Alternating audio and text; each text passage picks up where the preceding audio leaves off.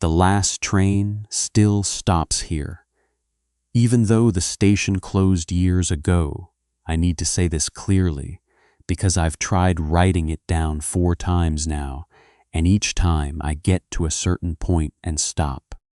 Not because I forget what happened, because I start to feel like writing it makes it more real than it was, and I'm not sure anymore how real it was. But I took the photos. I have the schedule. I have the recording on my phone that I made on the 3rd night, and when I play it back, the sound is there. So I'm going to write it all down this time, start to finish, and then I'm going to decide what to do. I'm a freight logistics coordinator for a regional carrier called Manfield and Cross. We handle short-haul rail shipments through the rural Midwest, mostly agricultural loads, grain, fertilizer, ethanol precursors. It's not glamorous. I work from a shared office in Decatur, Illinois, but most of my actual job involves site visits to loading facilities, switchyards, and inactive terminals that we're either evaluating for reactivation or flagging for infrastructure decay. That's what brought me to Hardin. Hardin, Illinois isn't really a town anymore. It was barely a town when the station was active. Census says 200 and something people, but that counts a wide radius of farmland with houses on it. The actual cluster of buildings, the post office, the grain elevator, the bar that might still be open on weekends, sits along a 2-lane state road about 40 minutes south of Jacksonville. The rail line runs east-west through the southern edge of what used to be the town center, and the station sits right there at the crossing. Single platform, single building, single track, with a rusted-out siding that hasn't held a car in at least 15 years. The station closed in 2009. Passenger service through there ended in the 1990s, and the freight stops ended when the grain elevators switched to truck loading. My company acquired survey rights to a 60-mile stretch of that corridor as part of a state infrastructure grant evaluation. My job was to physically visit 12 sites along that stretch over a 2-week period, photograph current conditions, note any structural concerns, and fill out assessment forms. Standard work. I'd done the same thing in central Iowa the previous spring. I drove to Hardin on a Tuesday in early November. The weather was what you'd expect. Flat gray sky, temperature around 40, a persistent wind that smelled like cold dirt and something chemical I associated with the ethanol plant 20 miles north. I pulled my truck off the state road onto what had been the station's gravel lot. Gravel was mostly gone, replaced by a hard-packed surface of clay and dead grass. There was a single concrete post that used to hold a sign. The sign was gone. The station building itself was a small rectangular structure, maybe 30 by 50 feet, single story, red brick with a hipped roof. The windows were boarded on the track side and unboarded on the lot side, though the glass was long gone. The platform extended maybe 80 feet in each direction from the building, poured concrete with expansion joints, surprisingly intact. I could see where the roof had been. Iron brackets still attached to the building's trackside wall, but the awning itself had been removed, probably salvaged for the metal.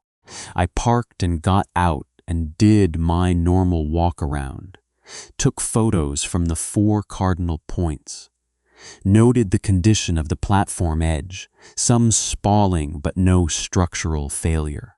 The track itself was still in place, both rails, though the ballast was fouled with soil and vegetation, had grown between the ties for the entire visible length in both directions. I knelt and checked rail gauge at 3 points, still within tolerance, which surprised me. That usually shifts when maintenance stops. I tried the station door. It was a heavy wooden thing, painted brown at some point in the past, now faded to the color of damp cardboard. It was unlocked. This wasn't unusual. These old stations get used as informal storage by nearby property owners, or they get left open after the last salvage ref crew doesn't bother locking up. I pushed it open and went inside. The interior was one large room with a ticket window built into a partition wall that divided off a smaller office space in the back.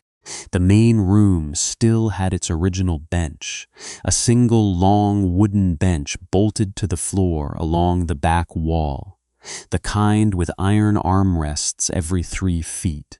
The floor was poured concrete with a thin layer of grit and dead leaves. There was a pot-bellied stove in the corner, disconnected from any chimney pipe, just sitting there with its door hanging open. Few pieces of litter, a plastic bag, some beer cans, a faded newspaper from 2014. It smelled like cold stone and old iron, and something faintly sweet that I attributed to the leaves decomposing in the corners. I took my interior photos, filled out my assessment form, and left. Total time on site, maybe 40 minutes. I drove to the next site on my list, a crossing 12 miles east, and then to the one after that, and I was back in my motel in Jacksonville by 4:30. That's the whole first visit. Nothing unusual, nothing wrong. Except when I was uploading my photos that evening, organizing them into site folders on my laptop, I noticed something in one of the interior shots. The bench photo, the one I took facing the back wall of the waiting room. The bench was in the frame, the wall behind it, and on the wall, above the bench at about head height, there was a printed schedule, a paper schedule pinned or taped to the wall in a clear plastic sleeve, like the kind you see at bus stops. I hadn't noticed it when I was there. I'm certain of this because I would have photographed it as a separate detail. I always document any posted signage or informational materials as part of the assessment, but there it was in the photo. I zoomed in on my laptop. The resolution was good enough that I could read the header. Hardin Station, westbound surface. Below that was a table, days and times. I couldn't make out all the entries, but I could see the format clearly. It was a current style schedule, not vintage, not historical.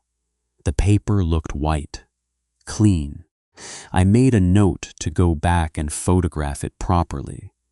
Not because it was urgent, but because it was odd. If someone had put up a historical reproduction or a joke or some kind of art project, I wanted to document it. I went back on Thursday. The schedule was there. I hadn't imagined it. I walked in and it was right there on the wall above the bench, exactly where it appeared in the photo.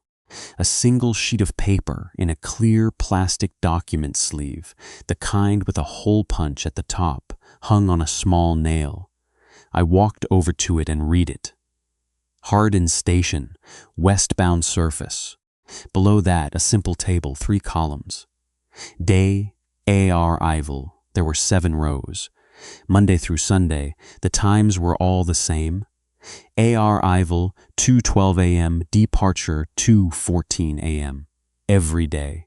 Every single day, the same 2-minute window.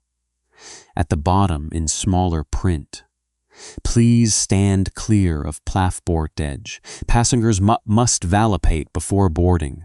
I took 3 photos of it. Close-up, medium, and one showing its position on the wall. Then I took it down, lifted the plastic sleeve off the nail. The paper inside was standard printer paper, white with black text that looked like it came from a laser printer. No logo, no issuing authority, no route number, no carrier name. The nail in the wall was small, a finishing nail, driven in recently enough that there was no rust on the head. I put it back. I don't know why. It felt like the right thing to do. Like removing it was overstepping something, though I couldn't have told you what.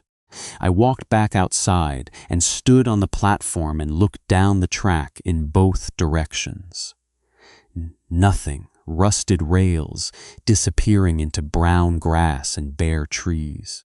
Wind moving across the flat land in a way that made the silence feel physical.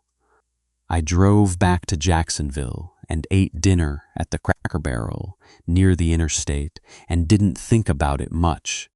But that night in my motel room, I couldn't sleep, not because of anxiety or dread. Nothing like that. I just couldn't stop thinking about the schedule in a mechanical, logistical way. My job is rail logistics. I know every active line in this region. There is no service through Hardin. There hasn't been for years. The track isn't even maintained. It's technically abandoned, which is different from inactive.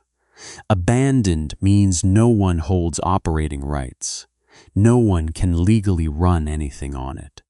I pulled up the FRA database on my laptop and confirmed what I already knew. The line through Hardin was formally abandoned in 2012. The abandonment was filed by the previous corridor owner, a short line called Prairie Central, which itself dissolved in 2015. The rail was left in place because removal costs exceeded salvage value, common for rural branch lines. There was no operator, there was no service, there was no train, but someone had made a schedule. I told myself it was a prank, art project, local kids, something. I moved on with my assessment work and covered 3 more sites on Friday and 2 on Saturday morning. I was supposed to check out of the motel Sunday and drive home to Decatur. Instead, on Saturday evening, I extended my stay through Monday. I told my manager I wanted to revisit 2 sites for additional photography due to lighting concerns. This was true in a technical sense. But the site I actually wanted to revisit was Hardin, and I wanted to be there at 2:12 a.m. I know how this sounds. I want to be clear that I was not frightened. I was professionally curious. If someone was running unauthorized equipment on an abandoned line, even a handcar or a maintenance vehicle, that's an FRA violation and potentially a safety issue. And it falls within my reporting. Obligations. That's what I told myself. That's probably even what I believed. Saturday night, I drove to Hardin at about 1 in the morning. The state road was empty, no other cars. The town, such as it was completely dark.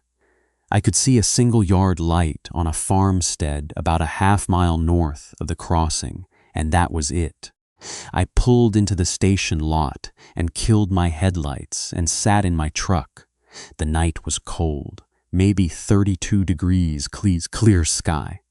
No wind for once, which made the silence extreme. I could hear my engine ticking as it cooled. I could hear my own breathing. After a few minutes, I could hear something that might have been a dog, very far away, a single bark repeated at long intervals, nothing else. At about 1:50, I got out of my truck. I'd brought a flashlight, but I didn't turn it on.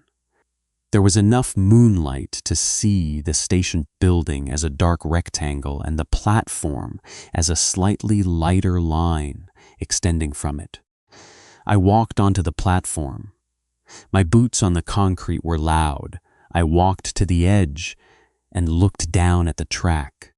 The rails were faintly visible, two parallel lines, catching the smallest amount of ambient light. I stood there. The minutes passed. I checked my phone, 2:04, 2:07, 2:09. The silence was so complete that I became aware of a faint high-pitched tone in my own ears.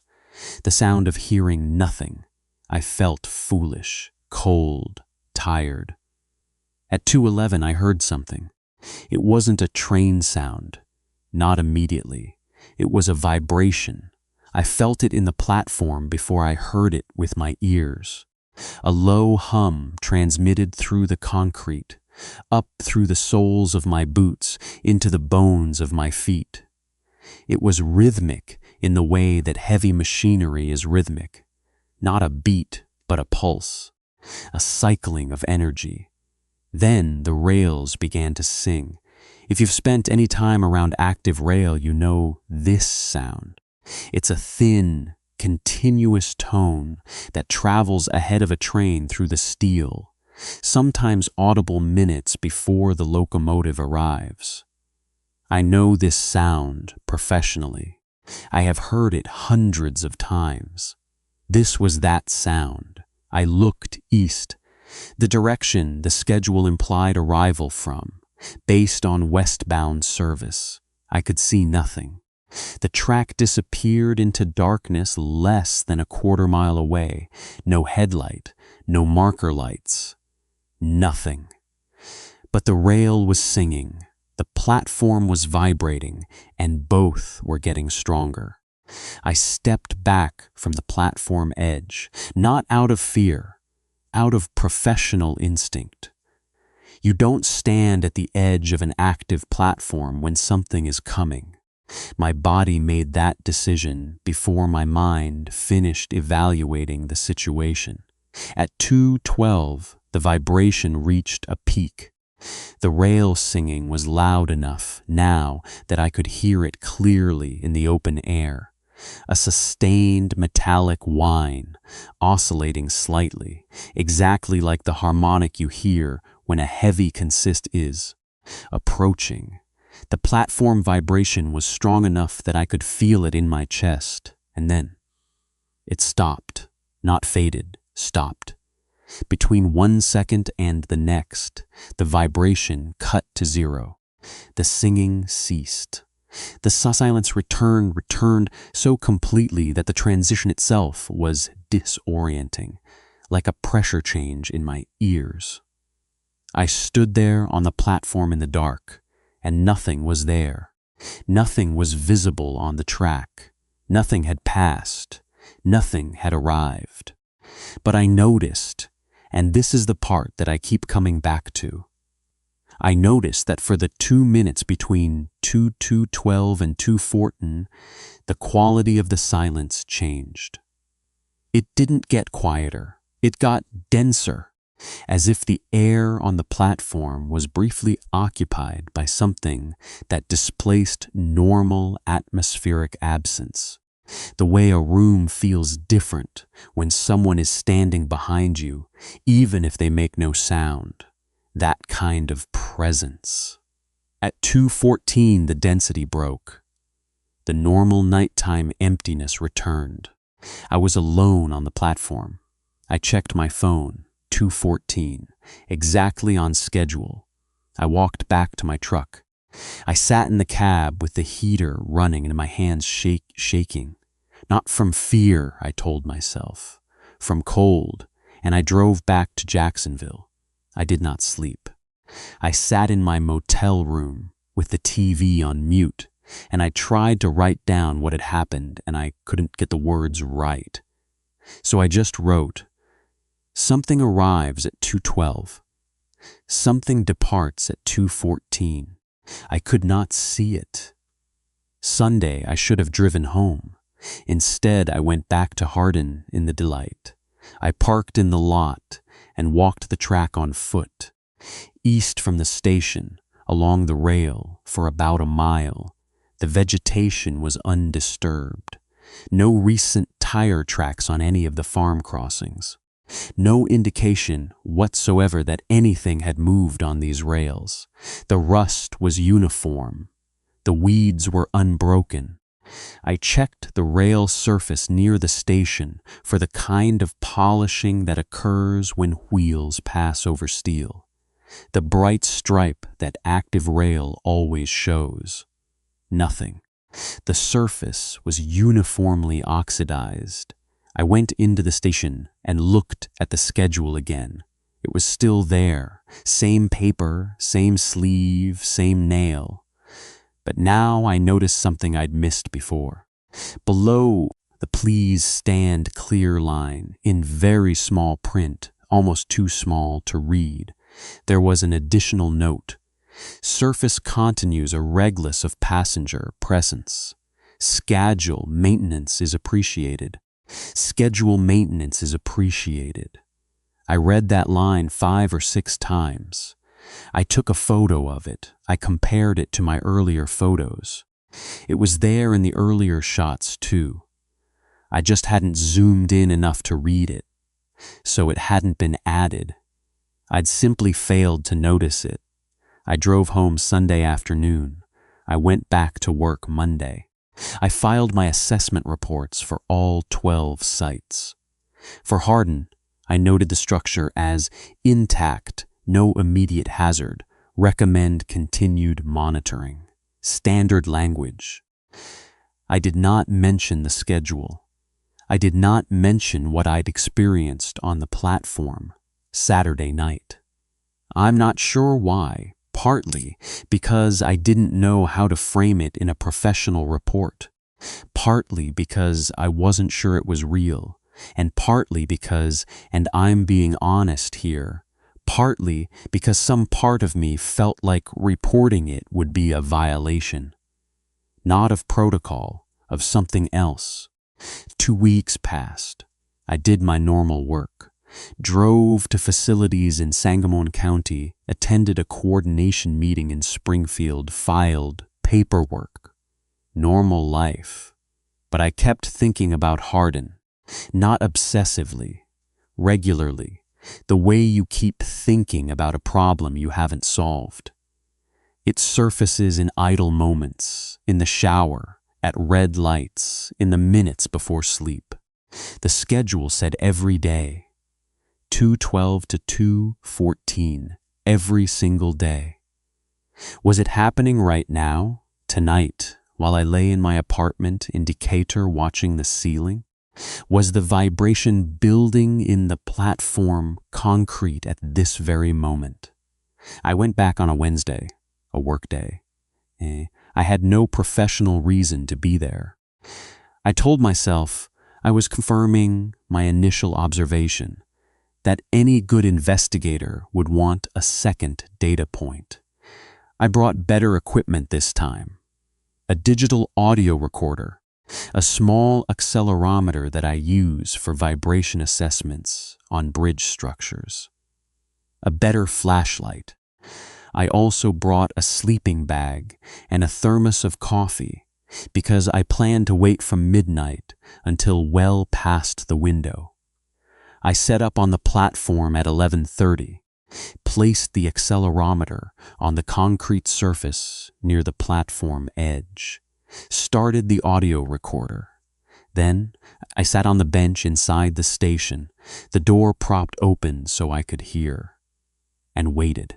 Same sequence. At approximately 2:10, I began to feel the vibration.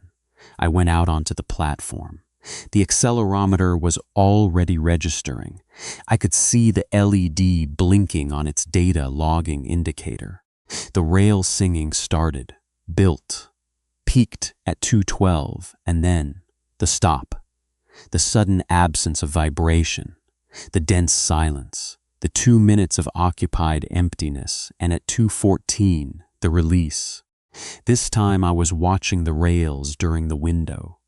Between 2:12 and 2:14, in the moonlight, it was another clear night.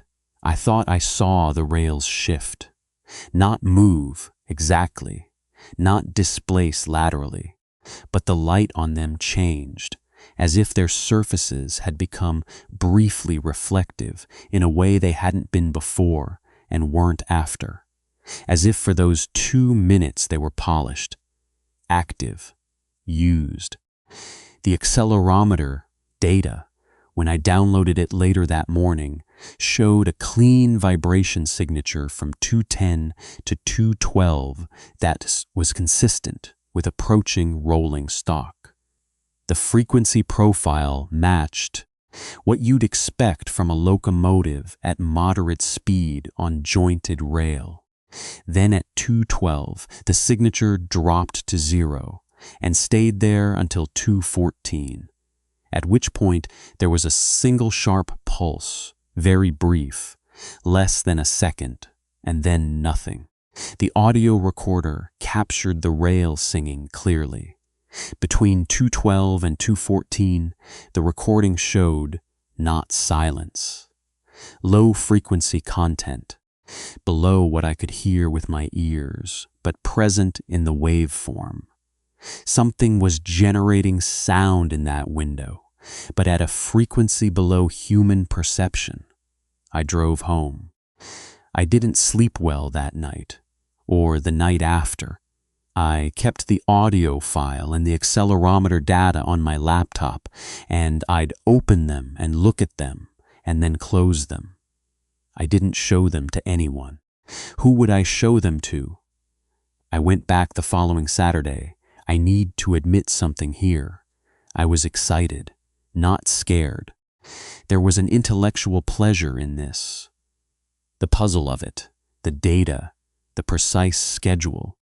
It appealed to something in my professional brain, the part that understands timetables and logistics, and the beautiful mechanical predictability of rail operations. Something was operating on a perfect schedule, invisibly, on an abandoned line every single night, and I was the one documenting it. This time I stood on the platform edge during the entire window. 212 came and the vibration cut, and the dense silence arrived. And I stood there in it. I stood in whatever occupied that space. And I noticed something I hadn't before. During those 2 minutes, I was warm. It was another cold night, mid-20s maybe, and I'd been shivering for the past hour, but at 212, when the presence arrived, the cold lifted, not like heat, not like a furnace or a fire, like shelter, like being inside something, as if the station had a roof again, as if walls had risen around the platform, as if I was enclosed in a space that was not open to the November air, and very faintly, at the absolute threshold of perception, I smelled something, machine oil, hot steel, ozone, the smell of a working locomotive, the smell of a train. At 2:14 the cold came back. I was shivering again. The platform was empty concrete and open sky, and I was alone, and I stood there for a long time after. That was the night I should have stopped going. I know that now. But I want to explain why I didn't. Because it wasn't stupidity or death wish or horror movie logic. It was because nothing about the experience felt threatening. It felt correct. It felt like proper operation, like a system performing its intended function. And I am a man who has spent his entire career inside such systems, timetables, routes, schedules, the vast invisible choreography that moves goods across a continent. I believe in systems. I trust them, and this was a system. It was just one I couldn't see. The fourth visit was the following Wednesday. I arrived at my usual time, parked in the lot, walked onto the platform. But this time something was different before the window even began. There were footprints on the platform.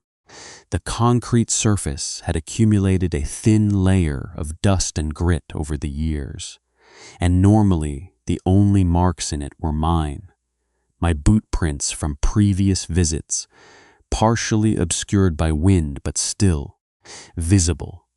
Tonight there were other prints, shoe prints, multiple sets, different sizes. They were concentrated near the platform edge, in a line, spaced the way people space themselves when waiting. When queuing, I walked along them, I counted. At least 6 distinct sets of prints. They started at the station building door and led to the platform edge, and they did not return. I looked at the track below the platform edge. The ground was hard and frozen, but I aimed my flashlight along the ballast at the base of the rail. And I saw, or thought I saw, disturbances, scuffs, as if people had stepped down from the platform onto the track level. But from the track level, there were no prints continuing in any direction. They just ended. I went inside the station. The bench was the same. The schedule was the same. But there was something else now. On the bench itself, near the far end, someone had left a bag. A plastic grocery bag, knotted at the top, with something inside it. I walked over and looked at it. It was a Walmart bag. Inside, visible through the thin white plastic, was what appeared to be a sandwich in a Ziploc bag and a bottle of water. Someone had packed for a trip.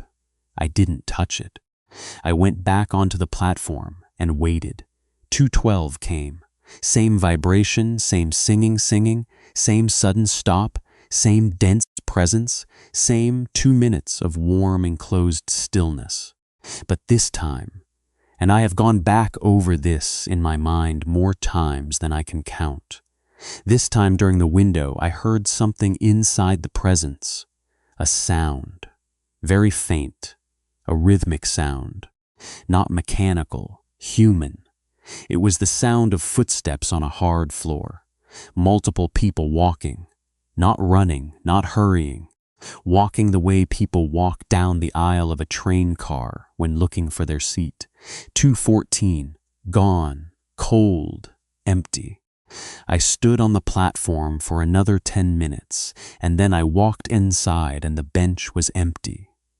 The Walmart bag was gone. I sat down on the bench where the bag had been. The wood was faintly warm. I drove home and I didn't go back for 3 weeks. During those 3 weeks, I did something I now consider a mistake. I researched. Not the paranormal. I don't think in those terms, and I wasn't going to start. I researched the line itself. The history of rail service through Hardin. I went to the public library in Springfield and pulled historical timetables from their local history collection. I found a 1987 Amtrak system timetable that included the corridor. It was a small regional route called the Illinois Zephyr Extension that ran from Chicago to St. Louis with a stop at Hardin. The scheduled time for the westbound stop at Hardin was 2:12 a.m. Arrival 2:12. Departure 2:14. The service was discontinued in 1994. I also searched for anything unusual about Hardin itself. Missing persons, unexplained events, anything. I found nothing. It's a town that barely exists in any record at all. Too small for news, too unremarkable for history. The only thing I found was a brief mention in a 2016 county board meeting minutes about a request to demolish the station building. The request was denied because the building was technically in a pending review status with the State Historic Preservation Office. But the interesting thing was the meeting minutes included a public comment from someone, no name given, who said, and I quote, "The station is still in use and should not be removed."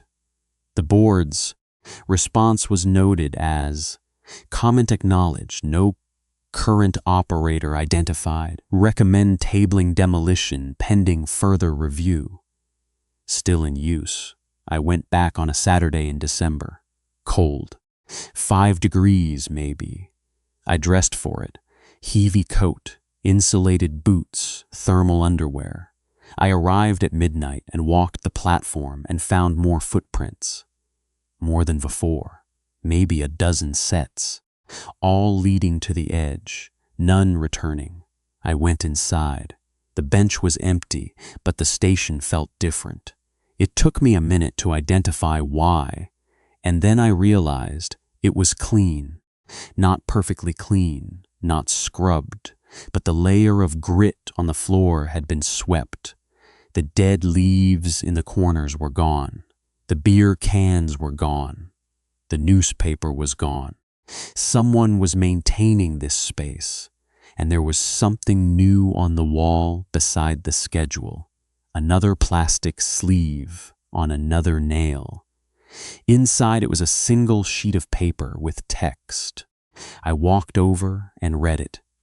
Westbound surface Nordy regular passengers are reminded that validation must be completed before boarding. Validation occurs through repeated platform presence during service window. Minimum of 7 witnessed arrivals required before boarding eligibility is confirmed.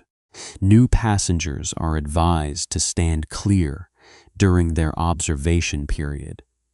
We appreciate your patience and your commitment to the schedule. I counted in my head. I had been to the platform during the service window 4 times. 4 witnessed arrivals.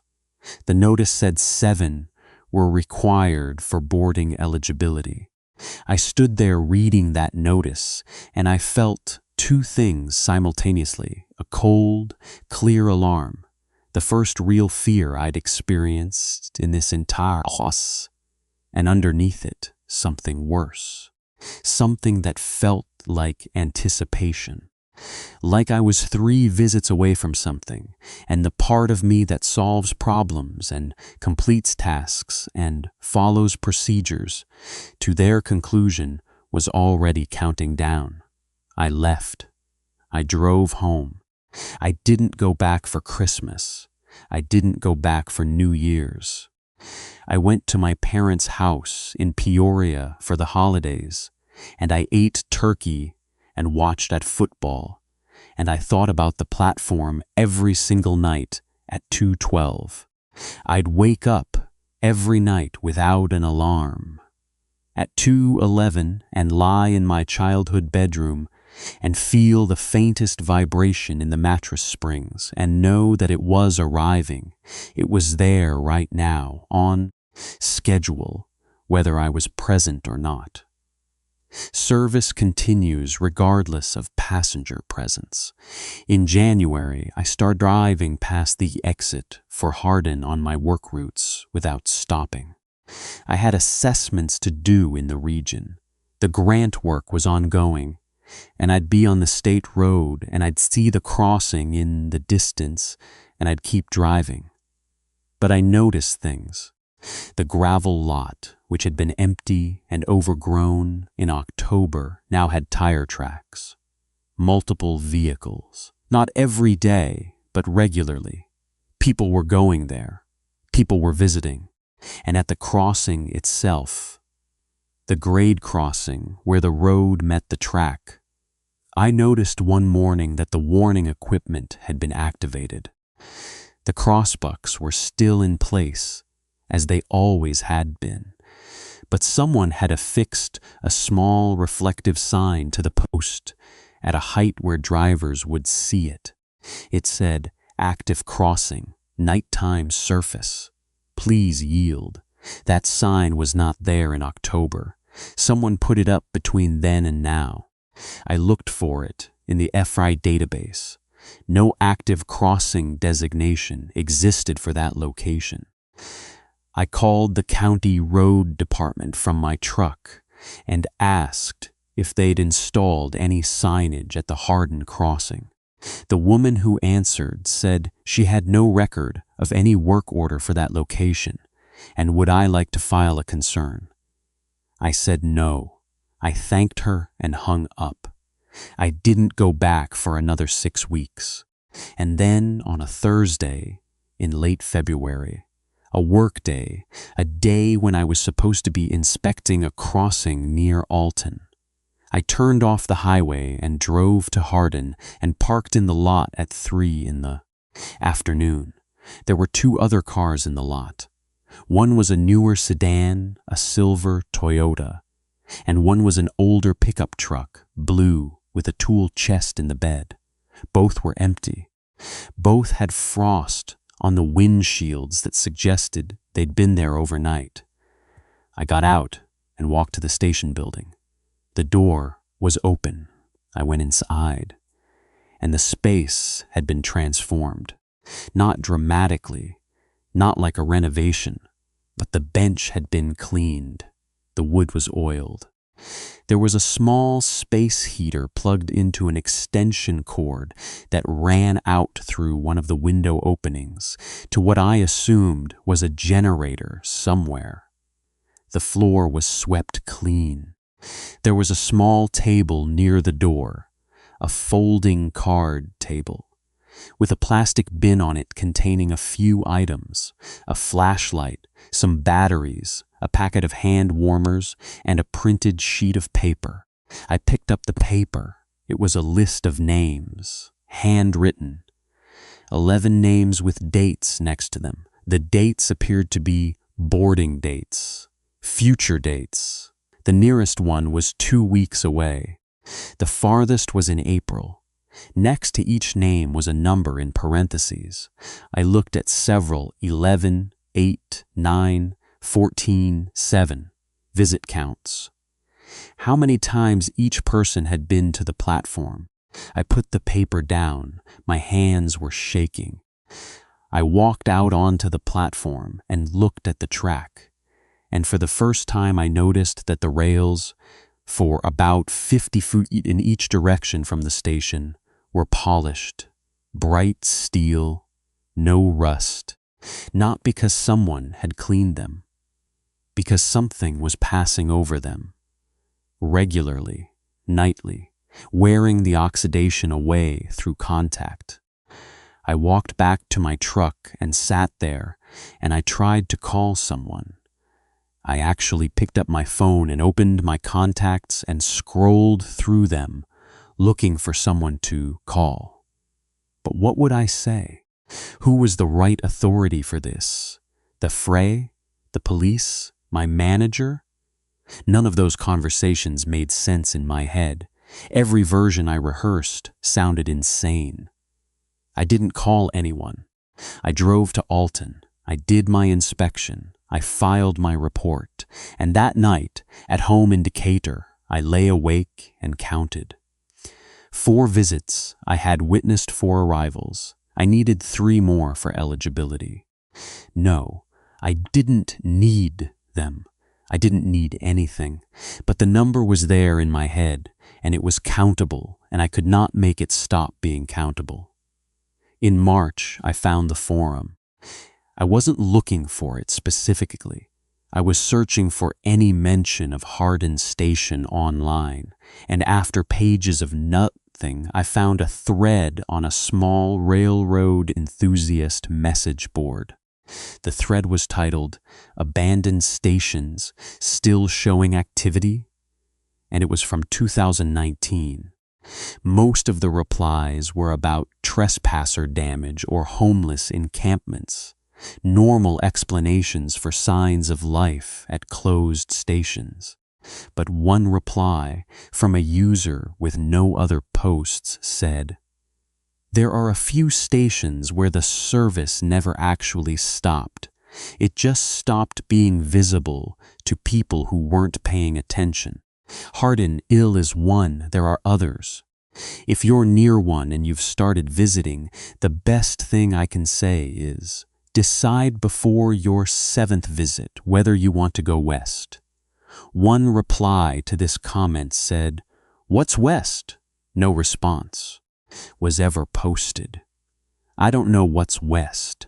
The line runs west from Hardin through increasingly empty farmland and eventually crosses the Mississippi into Missouri.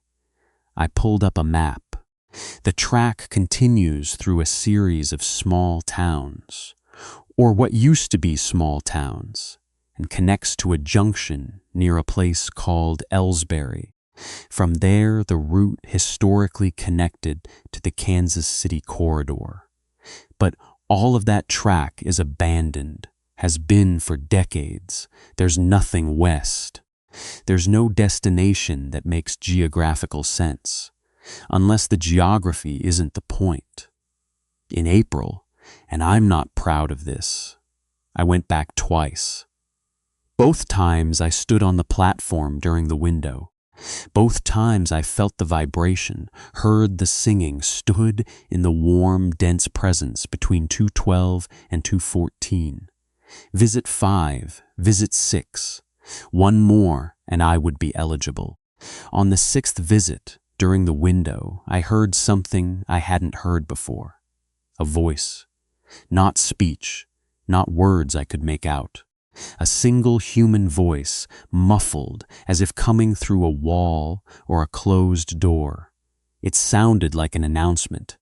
The cadence was right, that particular rhythm of a public address. The rise and fall of someone stating stops, giving information. I strained to hear it clearly, but it remained just below comprehension, like listening to a conversation in the next room. You know its language, you know it has content, but you cannot extract it. At 2:14, it stopped with everything else. I drove home and I sat in my apartment and I looked at my life. I'm 38, divorced 2 years ago, amicable, no kids. She moved to Denver. I live in a 1-bedroom in a complex near the highway. I work, I sleep, I eat at the same 4 restaurants. I call my parents on sons. I have 2 friends I see maybe once a month for beers. My life is fine.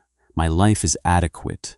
I have no complaints and no particular hopes, and I go to work and come home, and the days pass. And every night at 2:12, something arrives at a platform I have stood on 6 times, and I am 1 visit away from being allowed to board it. I want to be clear that I am not suicidal. I'm not depressed, or I don't think I am. Not clinically, I function. I pay my bills, I exercise, I eat well. But when I think about the platform, about the warm presence, about the sheltered feeling, about the sound of footsteps finding seats, and the muffled announcement of destinations, I feel something that I have not felt in years. I feel like something is going somewhere, and I could be on it. I haven't made my 7th visit. It's been 6 weeks since the 6th. Every night I wake at 2:11 and lie still and feel the faintest tremor, and I don't go. But I think about going. I think about what's in the Walmart bag, the sandwich, the water. I think about packing a bag. I think about driving to Hardin one last time and standing on the platform, and when the warm presence arrives, instead of standing clear, stepping forward. Boarding, going west.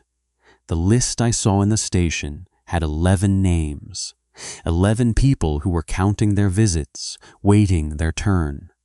People with dates circled, people who had packed bags. I don't know who they are. I don't know if they're okay. I don't know what West means for them, or what it would mean for me. But I know the schedule is accurate. I know the service is real. I know it has operated every single night on the same timetable since at least 1987, and probably longer. I know that it doesn't need passengers, but it accepts them. I know that validation is a process, and the process has rules, and the rules are posted and maintained.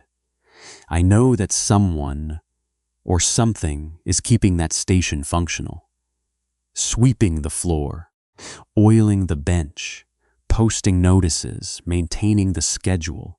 And I know that when I stand on that platform during the window, I feel more present, more real, more located in a specific place for a specific purpose than I feel at any other moment of my life. That's the thing I can't explain away. That's what makes this hard. I'm writing this on a Sunday. It's afternoon. I'm in my apartment. The light is gray through the window, and I can hear traffic on the highway and someone's television in the next unit. Tonight at 2:12, the train will arrive at Hardin Station. It will be there for 2 minutes. It will depart westbound, and I will be here in my bed, awake, feeling the faintest suggestion of motion in the still air of my room. I don't know how many more nights I can do this. The schedule is taped to my refrigerator. I printed it from my photo. Every morning when I make coffee, I look at it. Arrival 2:12, departure 2:14. Every morning I think, tonight I could go. And every morning I don't go. But the margins are getting thinner. Last week, I caught myself packing a bag. Not consciously. I was cleaning my apartment, and I realized I'd put a change of clothes, my toothbrush, a water bottle, and a granola bar into my small backpack, and set it by the front door. I don't remember deciding to do this. I stood there looking at the bag, and I couldn't tell if I was preparing or if I was just organizing. The distinction felt important and also somehow meaningless. I unpacked the bag, I put everything away, and then 2 days later, the bag was by the door again, packed identically. I've stopped unpacking it. I called my mother last Sunday, and she asked if everything was okay, and I said yes, everything's fine, just busy with work. And that's true. Everything is fine. The train arrives every night and departs every night, and I am one visit away from eligibility. And I have a bag packed by my door, and everything is fine. I just wanted to write this down because I think I'm going to go back soon. Not tonight, maybe not this week, but soon. And I wanted there to be a record. Something that explains where I went if I go somewhere. Not because I think something bad will happen. I don't think it's bad. I don't think the train is bad. I think it goes somewhere. And I think I want to find out where. The schedule says westbound. The service is nightly. The station is clean and maintained, and there are hand warmers in the bin, and the bench is oiled, and everything about it says, this is a functioning transit point, and it is functioning for you. Come when you're ready. Stand on the platform. Step forward when the presence arrives. You've been validated. 3 more nights ago, I drove to Hardin at 2 a.m. I didn't get out of the truck. I sat in the lot with the engine off, and at 2:12, I watched the station and the platform, and I think I saw, the faintest shift in the quality of the darkness around the platform. A thickening, a shape that wasn't there and then was, and then at 2:14 wasn't again, I didn't get out. I just watched. When I drove home that night, the highway was empty, and I was the only headlights visible in any direction, and the road went on and on into the dark, and I thought, this is what it's like. This is what every night is like. Going somewhere alone in the dark with nothing visible ahead. At least the train has a schedule. At least it has a route. At least it stops for you. I'm going to stop writing now. I don't know if anyone will read this. I don't know if it matters. The train doesn't care if I document it. It arrives regardless. Service continues regardless of passenger presence. But if you're reading this and you know the station I'm talking about, if you've been there, if you've felt the vibration, if you've counted your visits, then you already know everything I've said. And if you haven't been there, I don't know how to make you understand what it feels like to be 3 Li. Nights away from going somewhere when you've spent your whole life going nowhere. The bag is by the door. The schedule is on the refrigerator. I think week. I think this is the week I go.